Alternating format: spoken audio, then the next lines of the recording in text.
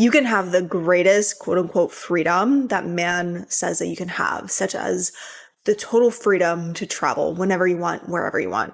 You can have the freedom to go on whatever shopping sprees that you want, to get all of the spa days that you want, to be able to pay for whatever, whenever. Yet, your body can still be trapped in a state of anxiety and fear. You can be surrounded by the most loving people, but still feel so distant and lonely inside. You can be making so much money. You can not even have to work another day in your life. You can have like the #1 hit album, yet still have this deep feeling inside of you that you are not good enough, that you are not doing enough. And this is where expanding your capacity for bliss, love, and money and abundance comes in. Because on the flip side of that, you truly can be in any circumstance, as bad as it can sound. You can literally be living in a box on the side of the road, not knowing how you're going to eat the next day, yet you can still feel so much love and abundance and bliss within, simply by expanding your capacity to hold it. Now, what do I mean by this? Oftentimes because of past programming, not even just within your lifetime, but your ancestors, what's been passed down through your DNA, because that's been proven now. Your ancestors, in order to survive, they had to look for danger. They had to be in a state of fear in order to survive. So that worked for them. But because of that, now the primal part of your brain may be primed and programmed. Your nervous system may be programmed to be in a constant state of stress. Your brain may be possibly wired to believe, whether it be on your conscious awareness or not, that in order to be deserving of success, you have to be overwhelmed. Your brain may have a correlation that success equals stress, overwhelm, angst, fill in the blank. Or maybe that just because you're a mom, that means being a mom equals constantly overthinking and anxiety, worrying, especially for those of you who may have reached a peak state of success. Your nervous system may only be able to hold a certain capacity. It may have a certain cap to how much excitement, love, and bliss that it is allowing you to hold at this moment. And when it reaches that cap, then it may start to communicate to your brain, okay, there must be something that I need to be thinking about, a fire that I must put out. There must be someone that I must overmanage, and I have to look over twice, 3 times, 4 times over everything to make sure everything, all the T's are crossed and all the I's are dotted. And now what I have learned through my past, at this moment now, almost 8 years of research behind how to train your brain and your nervous system to be able to hit and attract your biggest goals, dreams, and desires, is that there is no cap to how good you can feel, no matter the circumstances. There is no cap to how much love you can feel in your heart, to how much money and abundance you attract into your life. Absolutely no cap. So why does it often feel that there is a cap? Why does it feel that no matter how hard you work, you still don't feel 100% deserving of your blessings? Or however many people you're surrounded by, your heart still feels closed off to love. Or no matter how quote unquote perfect your life may look like from the outside, you still don't feel 100% aligned with feeling bliss, having a deep sense of presence throughout your days, and having absolute fulfillment in what you do. That's what I'm going to be talking about today. Specifically, what to do to match your belief systems, your identity, and your nervous system from a subconscious, automatic level to reach your internal state of that bliss, love, abundance, freedom, so that you don't only look the part of living your absolute dream life, but you actually genuinely feel that part of, yes, my life is so fucking amazing. And I know that it's only going to get better and better. If you're new here, my name is Sabrina, and here in the Better You space, we teach creatives, dreamers, and entrepreneurs how to train their brains to turn their dreams into their real daily lives. If you are interested in one-on-one coaching, you can check out the application and the link in the description below. Make sure you stay until the end of this video because I'm going to be talking about the integration of this as well, so that you can take these internal shifts and actually apply it in your daily life. And let's get into the video. Now, I hope that we all know by now that having the things does not equal you actually being happy and fulfilled in your life, having the millions of dollars, having the partner, having the big house, the mansion, the Lamborghini, these things do not guarantee any type of happiness or fulfillment. You truly have to find and curate and train your brain and body to be in alignment with that state of fulfillment, happiness, freedom, bliss, exuberant amount of love, whatever it is that you are searching for, that you may feel that you are in the lack of at the moment. You have to curate that state within you first. Yet it can feel so automatic to put the weight of your fulfillment on whether your album pops off, or whether the deal goes through, or whether the launch goes exceedingly well. But truly, the weight of how much you are fulfilled in your life comes down to how much you nurture that fulfillment within, how much you nurture that relationship with yourself. And you spend time doing that dirty inner work that a lot of people may try to avoid. So what do I mean by this? Let's dive deeper. I want to first start off by looking at what is your current capacity for holding the bliss, the love, the fulfillment. When does your brain start causing chaos and craziness and stress for yourself? When does your brain start to tick and go, things are going too well? When is the other shoe going to drop? Someone must betray me. Someone must not do their job right. Something must go wrong soon because things have been good for too long. I feel too relaxed. I shouldn't feel too relaxed. I have to always be on edge. I have to always be alert. I have to always be watching something. What is your current capacity? What is your current state of being that you're in right now? What do the thoughts look like? What do those emotions look like in your body? How do the behaviors that manifest as a result of that state, how do those play out in your life? What's the scene of the movie of what your life is at your current capacity to hold the bliss? Because the more you are aware of what your current capacity is, this is the starting point, because this is where you can begin to catch yourself. And I'm going to dive deeper into this as we go on, but you want to become very aware, almost like hyper aware of the exact thoughts, the exact feelings of your body, really tuning into your body, creating that really like mind-body connection, that strong relationship with your body, and noticing when your body is telling you that you're stressed out, becoming really aware of what that feels like. My chest feels tight. My head feels clouded. My muscles tense up. I feel a lump in my throat. What is it for you? Get really familiar with the old state of overwhelm, angst, stress that you want to shift yourself out of. And if you're actually serious about creating a change and a shift in your life, I would suggest that you pause this video and take notes. It is very powerful for you to be able to take 15, 20 minutes to sit down and reflect on these things, to have this awareness as you go about your days in the future. When does it feel too good to be true? What is that cap? How long are you able to stay in a state of relaxation? And by relaxation, I do not mean sitting on the couch, scrolling, watching TV, planning the next steps for your business. Relaxing, I mean relaxing your energy, relaxing your mind, allowing yourself to mentally check out from your responsibilities, and allowing yourself to be in the present moment, allowing yourself to be very present. How often are you fully present in your body? Do you even know what that feels like? And that's a big shift that we're going to make, because if you have a current small capacity for actual bliss and fulfillment and presence and love, oftentimes the body's nervous system has entered a state of fight or flight, and it's like idling in this fight or flight state. It's staying in this fight or flight state because it thinks it always needs to be alert. It thinks it always needs to be overwhelmed or stressed because of some sort of possible belief system, experience that happened in the past, things that have been passed down through your DNA. There are multiple reasons as to why you may be in this state. Every person has their own individual roots to what causes that. But when you are in this state, your brain enters this, like in our regular normal waking normal days of just talking, learning, reading, you are in the beta brainwave state, okay? When your nervous system is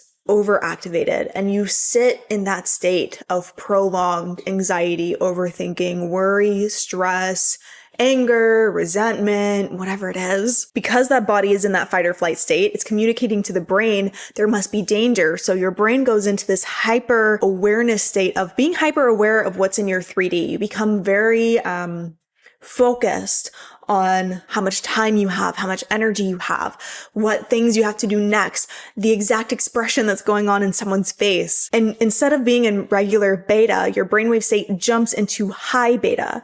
And this is equal to the metaphor that Dr. Joe Dispenza gives that I love to share is when you're in that high beta brainwave state, it is like you are driving on the highway, the freeway, and your car is in first gear and you have your foot slammed on the gas. So you are revving, putting so much energy, putting so much exertion, and it can feel like you're running on fumes at times. And this is very exhausting for the brain. This is very exhausting for the body. No matter how much you vacation or rest, your body doesn't ever truly feel rested because you were in this state. And so by relaxing, I mean, specifically, you want to lower your brainwave state. And to do this in the easiest ways, there's actually this trick that I learned that I want to share with you. And I learned it when I was in my NLP training. NLP stands for Neuro-Linguistic Programming. I'm a neuro-linguistic programming practitioner. It's understanding the language of the subconscious mind and learning specific tools, methods, and teachings to train the brain for ultimate happiness, fulfillment, success, which I believe are truly the secrets to life because of how much it has truly transformed my life, a complete 180. And so in NLP training, they talk to us about the Hakalau state. And now the Hakalau state, when you're in the Hakalau state, it allows you to, when you're learning, it allows you to absorb material better. Your subconscious mind becomes more open, so it's accepting the information. So say that you're listening to affirmations, a subliminal track, and you want your subconscious mind to absorb what you're listening to, you can enter the Hakalau state. And now what this is you are looking through your peripherals. And as you look through your peripherals, right, when you look very focused at something, your brain enters that more of like alertness, I want to say like danger state, where it enters more of that high beta. It's looking at that very like specific thing. But as you expand your focus, your brainwave state slows down to more of an alpha brainwave state. The alpha brainwave state is more of the imaginative state. It's more in the visualization state. As your brain enters this brainwave state, it communicates to your body that you're safe. You're safe to be able to sit and visualize. You don't need to be hyper aware of what's going on in your present moment. You're not in a space of danger. You're allowed to be in the space of creativity, creation. And so as you just look through the peripherals. Okay, I want you to practice this as long as you're not driving. I want you to practice this just now in this moment. It's such an easy way. And as you're looking like straight ahead, I want you to bring your hands to your sides and move them until you're able to see them. Like wiggle your fingers and move your hands to the sides of your body until you're able to see them. At that moment that you're looking at your hands through your peripheral vision, your brainwave state slows down. It communicates to your body that you can start to relax. And so if you're ever caught in a state where you're overthinking, right? Overthinking is that high beta. Your brain believes that you are in some sort of danger. If you are in a high level of stress, anxiety, that is such a simple trick to lower that brainwave state, to begin, not to fully heal. I'm going to talk about how to fully get into that state, but to begin to lower that brainwave state, relax the nervous system, and start the process of training your brain and your body into this new state of true relaxation, relaxing your mind, relaxing your body. What does that feel like to be truly, deeply relaxed in yourself, in your energy, for your mind to be truly mentally checked out? When was the last time you allowed yourself to just mentally check out? Does that feel safe to you? Why does it not feel safe to you? What do you feel like is required of you? Why do you feel a need to always be, quote unquote, on?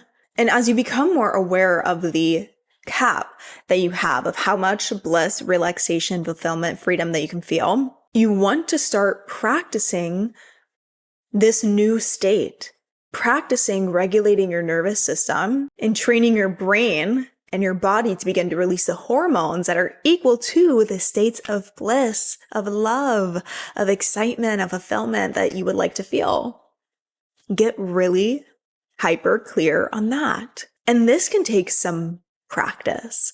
tapping into this new state, especially if you may feel far from it right now, I will say it does not have to take long at all to train yourself into this new state. There are some ways to hyper speed the process into this state. There are ways to bypass steps, to collapse timelines to be able to reach that state at a quote unquote faster rate. I put quotes around it because time is but a construct.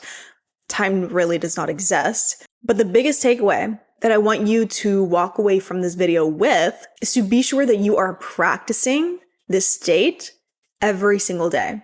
What is that state that you want to be in? You want to practice it. You want to practice it. Wake up, you want to practice it. You eat your lunch, you want to practice it. You go walk your dog, you want to practice a state. You go talk to your husband, your wife, you want to practice a state. You want to embody, you want to be this state. Even when you are working, granted, different times call for different states of being. You may want to be in a more alert state, doing certain things, but I will say, as I go into the alignment of aligning your belief systems, aligning your identity to this state, you may notice that if you have been operating out of belief systems that have been rooted in states of lack, scarcity, not feeling good enough, not feeling deserving, the success equals stress type beliefs, you may notice that you may have taken a lot of actions in your career, business, relationships, personal self-care, life, actions and behaviors that you've taken out of those belief systems. And whatever energy you take action out of is the energy that you will get back. And so you will realize as you begin to align your beliefs and identity to these states of knowing that you are inherently deserving to be fully relaxed in your mind and body, to be so deserving of all of the blessings that are constantly pouring into your life, to be fully fulfilled and actually have the internal freedom that you are looking for, there may be different actions and behaviors that you take out of this new state. And so you want to bring this state into all aspects of your life because this is an entirely new way of being. And you may find yourself wanting to restructure your business, wanting to have talks with the loved ones in your life, or change the way that you treat people or respond to people or respond to business partners or respond to whatever it is. So let's look at aligning your beliefs and identity to this. I want to ask you, what do you currently believe that you have to do or be in order to be deserving of success, in order to be deserving of a full day of relaxation, a full week, a full year of relaxation, to be deserving of deep, fulfilling, respectful, incredible, nourishing love and partnership? And the answer to these questions will give you awareness on what are the current belief systems that you may be operating out of. And you have to be very patient with this process with yourself. If you're used to taking action and seeing results, you have to be very patient because the belief systems that you operate out of are the root to everything in your life, how things play out in your life, how you perceive things in your life, how you manifest things in your life. And so they really, negative limiting beliefs really taint every area of your life. And as you begin to make this switch over, the swap over of the root cause to how you're experiencing and manifesting the life around you, there's a lot of undoing that needs to be done, a lot of unraveling that needs to be done. And that's okay. Be grateful that you have the knowledge and the tools to be able to stop yourself, catch yourself, and be able to have the power to change it, to change your experience and your circumstances. So what do you currently believe that you have to do or be in order to be deserving of these things? And then what would it look like if you knew without a shadow of a doubt that you were inherently deserving, worthy, good enough, that no matter what you do, you are doing enough to be deserving of your wealth, your bliss, your inner freedom, your relaxation, the loving, respectful partnership. And I want you to just sit in that energy, in that visualization for a moment. What would it look like if my life, if I knew that I was inherently deserving of all of these good things, that I was born a goddess, a god. I was born into a world where God, the universe, the higher spirit is offering me and giving me everything I ever wanted just for being here on earth. What state would I be in at that point? How would I feel at that point? What kind of thoughts would I have at that point? What kind of behaviors would I portray at that point, where the actions that I take are not out of, I need to take these actions in order to do something, in order to achieve something, but I am taking these actions to add value to the world, to add value to the people around me. I'm taking these actions out of pure enjoyment. What is that difference there in your life? What are the different behaviors that you take there out of that energetic state, out of that state of being? And that can be a big difference. It can actually even be at times the same exact actions, but through a different state of being, you get a completely different experience and circumstance and results. You may attract completely different people who truly fulfill you. You may just have a completely different experience where your soul feels so fueled and alive and relaxed versus always feeling like you need something, always feeling like you need to do something. How do you treat your partner knowing that you are so completely deserving of the absolute incredible love that you want to attract? Would you be expecting to be disappointed? Would you be expecting them to do something wrong? Or would you look at your partner and automatically feel that gushing like love? Would you automatically feel that urge to be with them, to spend time with them, to nurture the relationship? What is that difference there? And I want you to begin to see yourself as this person. Visualization is such a powerful practice for this, because as you visualize and deeply visualize here, you get better at it with practice. You get better at it the more you practice the act of being present and presence itself, where all of your energy and thoughts are in the here and now versus thinking about your to-do list or things that have happened in the past. But as you deeply visualize, your body and mind does not know the difference between what you are imagining in your mind versus what you are experiencing in your real day-to-day life. And so as you deeply visualize this new self of being in bliss, of having that deep loving partnership, of feeling that true relaxation and freedom, allowing yourself to mentally check out from responsibilities and also bringing that sense of bliss into the responsibilities that you do have, that energy sits into your nervous system. That energy aligns with your nervous system, with your brain stem, with your brain, the way that you are seeing the life around you. You wake up and you begin to have a bit more mannerisms of that person. You wake up and you begin to feel a bit more gratitude in your heart. You go about your day and you act more in alignment with that person. I want you to start seeing yourself as this person. I want you to start telling yourself that you are this person. What I do with my private clients is I put them all on a mind training plan. And this is a 3-part plan every single day, where in the morning, afternoon, and evening, they do some type of practice to train their brain and their body to be in alignment with that new state. And again, we are chasing the state. We're not chasing anything. The main thing that we want to focus on is that state of being. And so every day you're focused, you're going to wake up and you're going to practice that state of being. You're going to normalize it in your body. You're going to regulate your nervous system to it.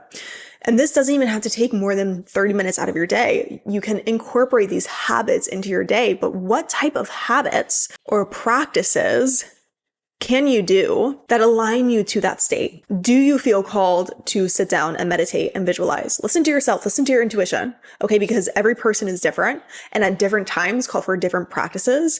And so you may want to flow with different practices. But if you don't have a constant reminder to raise your capacity, then you are going to be constantly pulled down to your old level, to your old cap. And we don't want that for you. You don't want that for you. I don't want that for you. Nobody wants that for you. You want to raise that cap by practicing, by when you feel that anxiety raising in your body, that state of wanting to overthink, the state of creating these possible future fires that you may want to put out, that half of them don't even happen. When you notice those states, again, what I talked about at the beginning, that awareness, that's you hitting that cap, and then you pause, you regulate your system, you do some deep breathing. You go for a fucking run. You go on a car drive and you sing your ass off. You let yourself cry and scream and journal about it. Talk to your therapist about it. Regulate your system in healthy ways without purging and dumping onto your loved ones. And then rewire. That's the last part, to pause, regulate, rewire, my PRR practice. If you want the in-depth explanation on that, you can check out my video here. Then you want to rewire to this state. You want to jump into some kind of, even just taking 2 minutes to sit down, close your eyes and tune into that state, visualize yourself in that state, or just tune into the energy of the bliss, the freedom, the love that you want to feel. That is raising your capacity. Okay. So when you stopped yourself and you regulated your state, you're literally, I want you to think of like a baseboard that is your cap, your current cap, your past cap. And as you stop yourself in that moment, you notice the thoughts, you notice the behaviors, stop yourself in that moment and you regulate your nervous system. You are like a karate chop, bam, breaking that board, that cap in half. And then as you rewire, you raise that capacity. And you are going to want to do this again and again and again and again and again and again and again.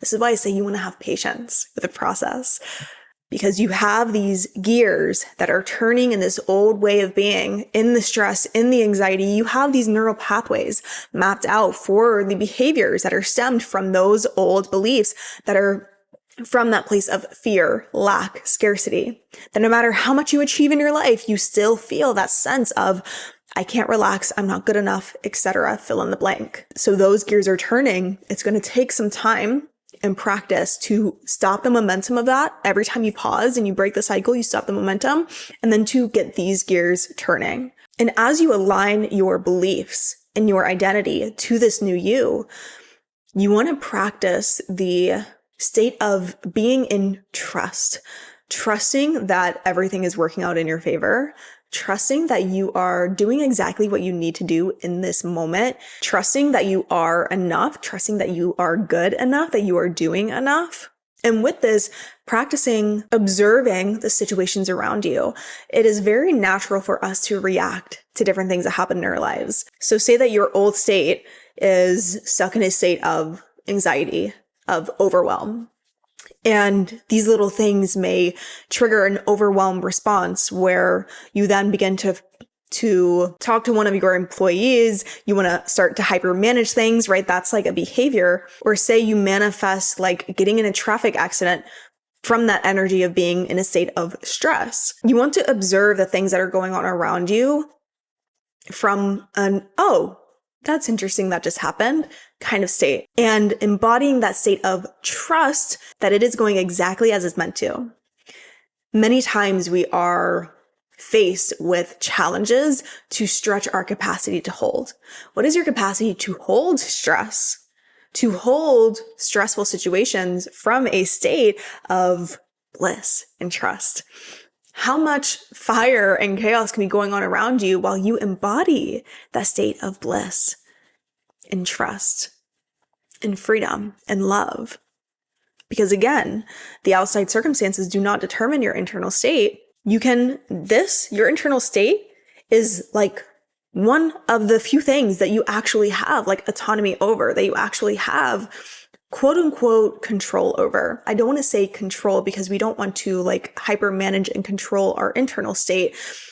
A lot of controlling our internal state comes with allowing the emotions to come to surface, to release them, to allow ourselves to feel them.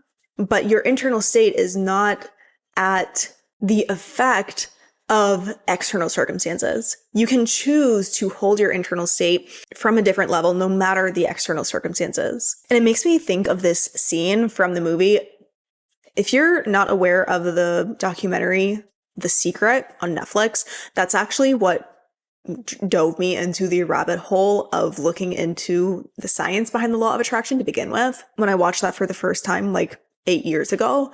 But Netflix made a spin-off from The Secret called The Secret Dare to Dream. And it's like this cute movie of like your typical small American family. The mom is like super stressed out, always in like her overwhelmed state. And she meets this man who practices living by the laws of the universe, the law of attraction. And he really represents in the movie, and I love this movie, he really represents practicing that state of observance. And there was a scene where they got into a car accident. So that's actually how this man and this stressed out mom met. Was, I believe the mom was like having a heated discussion with her kids in the car, and she ended up rear-ending this truck who the guy was in. And the mom is like, oh my God, so stressed, kids, calm down, are you okay? And she's in that state of overwhelm. And she gets out of the car, and the man gets out of his car, who's in the state of observance. And he just looks and goes, huh.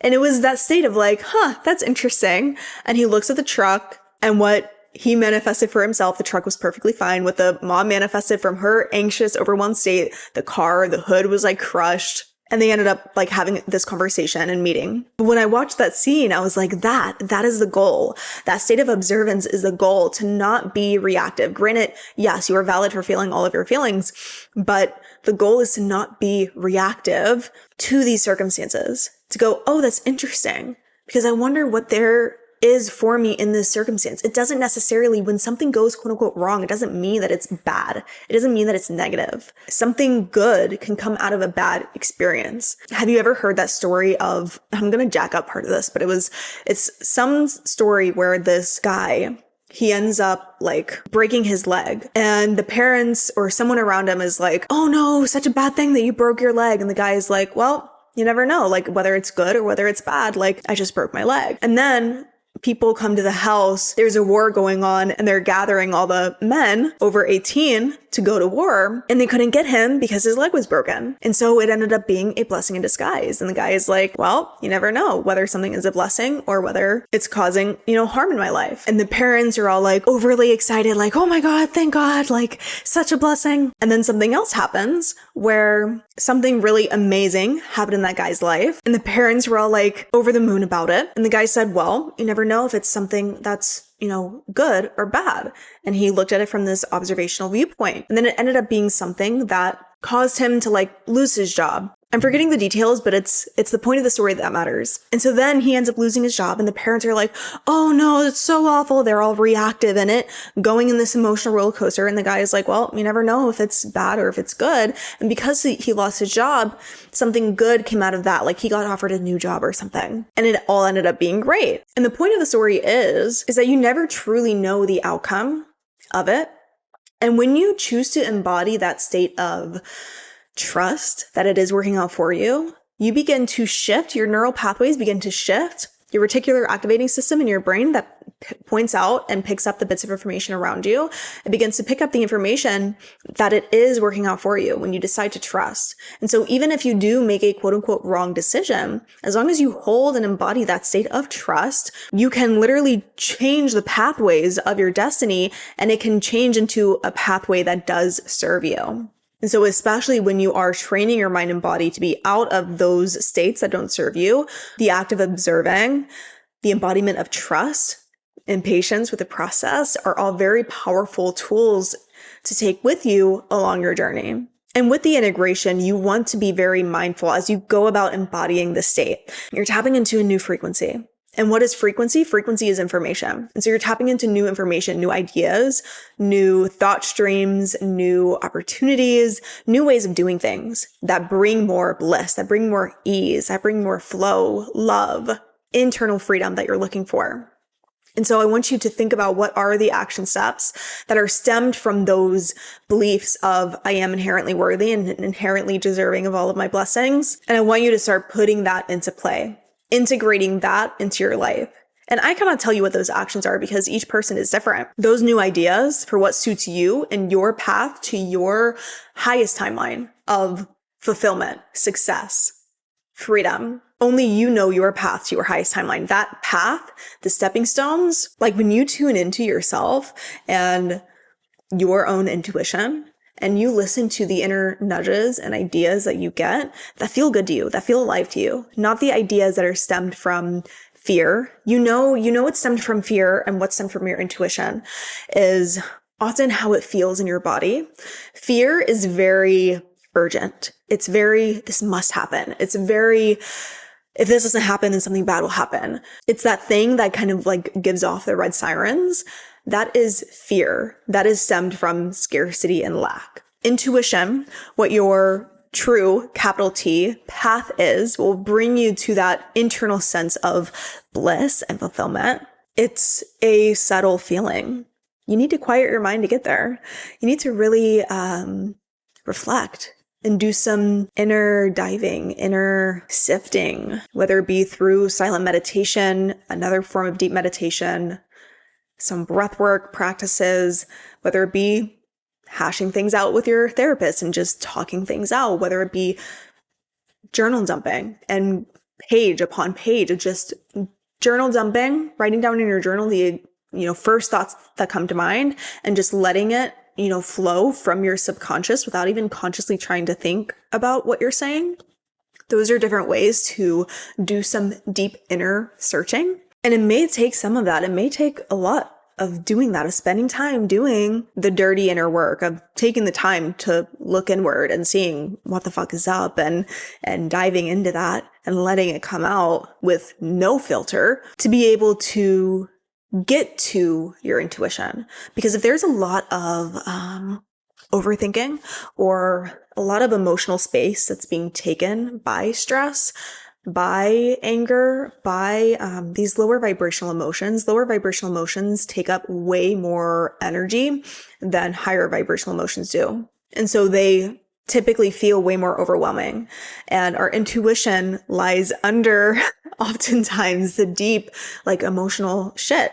When you are a great manager of your energy, when you are a great manager of your internal state, of your emotional state, and you know how to work through your emotions and resolve your emotional state, regulate your nervous system back down. And that's when you can truly hear your intuition. And your intuition is like, I love yogi tea. I drink yogi tea every morning. Yogi is the brand.